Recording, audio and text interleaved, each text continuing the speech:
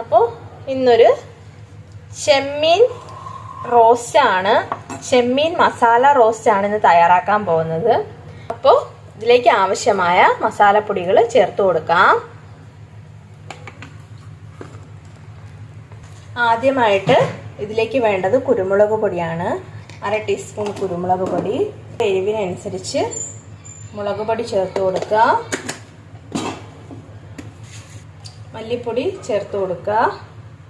പിന്നെ കുറച്ച് ഗരം മസാല ചേർത്ത് കൊടുക്കണം.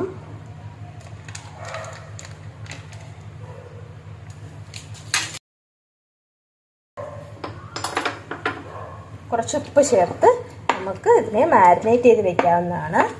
ഒരു 20 മിനിറ്റ്സ് ഇത് മാറ്റി വയ്ക്കാം. ഫ്രിഡ്ജിലോട്ട് വയ്ക്കാം. ഇത് അരമണിക്കൂറായിട്ടുണ്ട്. നമ്മുടെ കൊഞ്ചിവിടെ മസാല നല്ലപോലെ പിടിച്ചു കഴിഞ്ഞു. അപ്പോൾ ഇതിനെ വറുത്തെടുക്കാം. എണ്ണ ചൂടായി കഴിഞ്ഞു. കൊഞ്ചിട്ട് കൊടുക്കാം നമുക്ക്.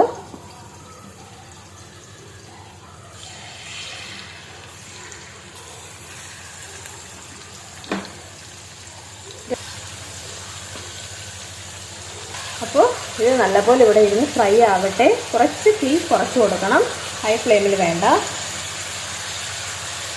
കൊഞ്ച് ഇവിടെ ഫ്രൈ ആയി വരട്ടെ.